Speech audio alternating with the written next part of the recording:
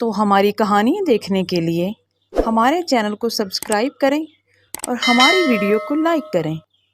تو چلو آئیں مل کر دیکھتے ہیں آج کی نئی کہانی۔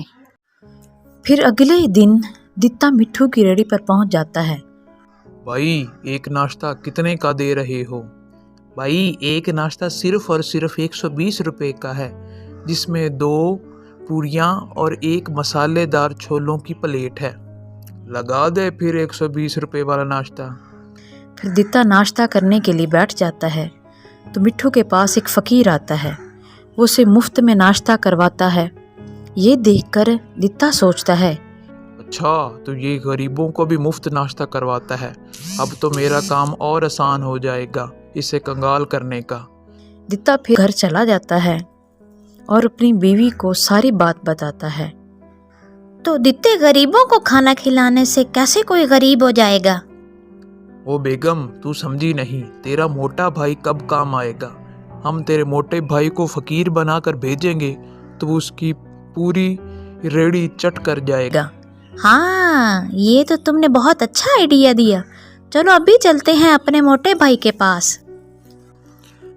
ارے بیگم رک تو صحیح، میری پوری بات تو سن لے۔ جب وہ مٹھو کنگال ہو جائے گا تو وہ اپنی بیوی کے سونے کے جھمکے بیچ کر دوبارہ دکان بنا سکتا ہے۔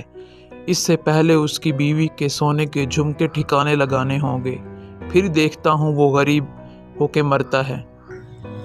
دتے جھمکے والا کام تو تم مجھ پر چھوڑ دو، سمجھو کام ہو گیا، میں ابھی اسے سونے کے جھمکے لے کر آتی ہوں۔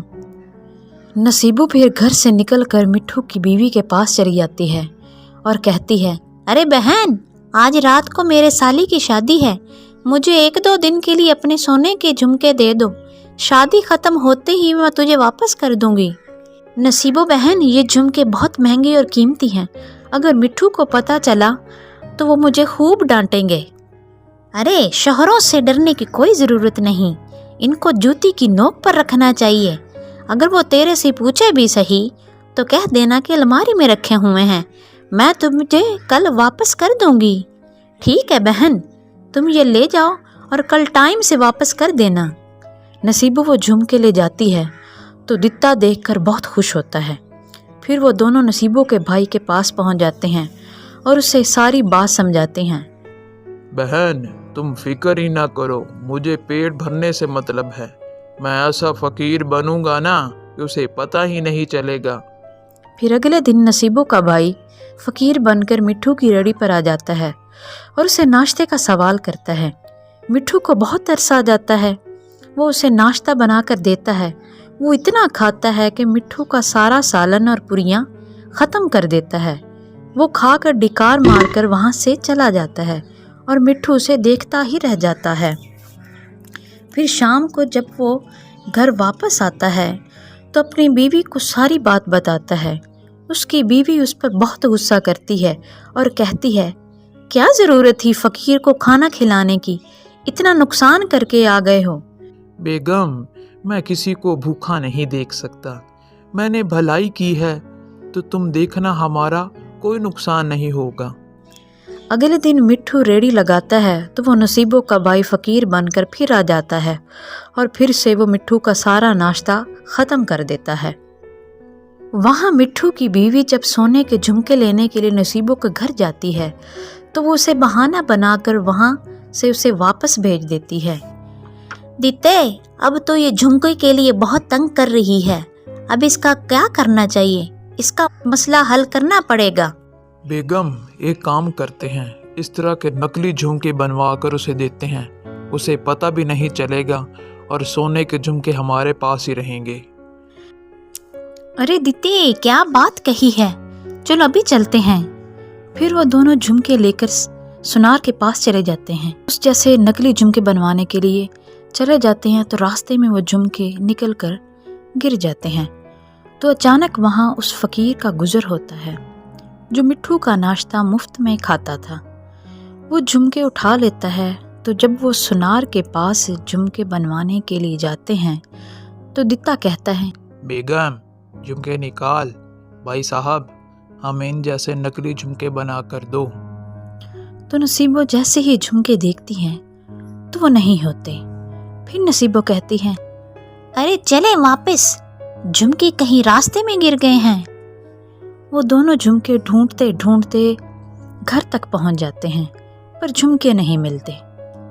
दफ़ा हो जा मेरी नज़रों के सामने से, तुमसे कोई काम अच्छे तरीके से नहीं होता। इधर मिठू अपनी रेडी पर उदास बैठा होता है, क्योंकि उसके पास रेडी लगाने के भी पैसे नहीं होते। फिर उसे याद आता है अचानक कि उसकी बेगम को उसने झुमके लेकर दिए थे। फिर वो घर आता है और अपनी बीवी से सोने के झुमके लेने का कहता है, तो उसकी बीवी उसकी सारी बात बताती है। मिठू बहुत गुस्सा करता है और उसे सोने के झुमके अपने साथ लेने के लिए चला जाता है। इधर नसीबो का भाई नसीबो के घर आता है और कहता है, अरे बहन, मिट्ठू के छोले पूरी बहुत मज़ेदार हैं, खाने का मज़ा आ जाता है।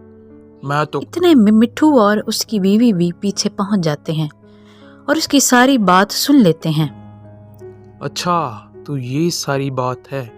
मुझे कंगाल करने का तुम लोगों ने सारा मंसूबा बनाया था। तुम लोगों को शर्म नहीं आती?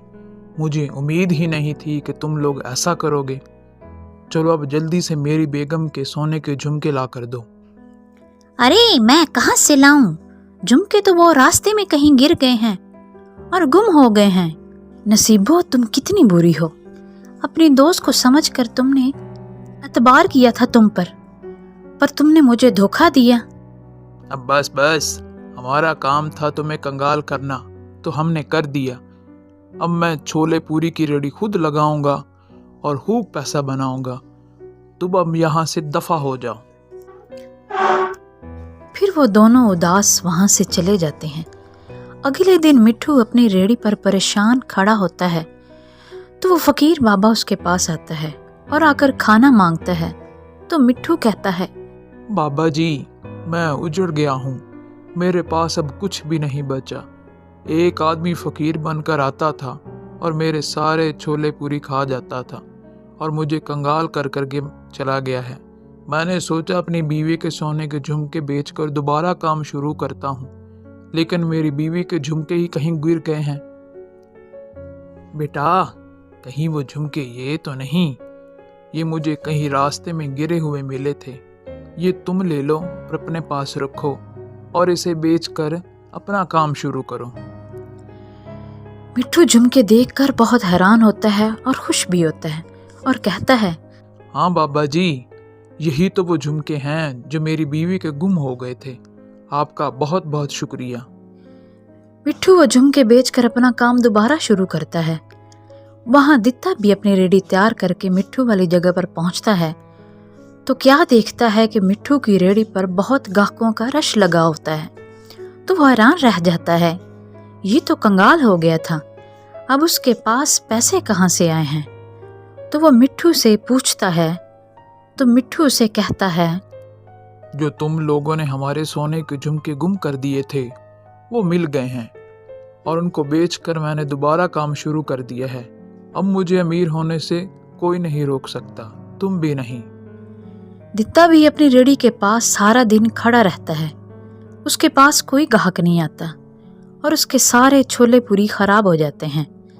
मीठा गुस्से में घर आता है, तो दोनों मियाँ बीवी खूब एक दूसरे के साथ लड़ते हैं, झगड़ते हैं और खूब एक दूसरे को पीटते हैं, क्योंकि उनको अपने किए की सजा मिल जाती है।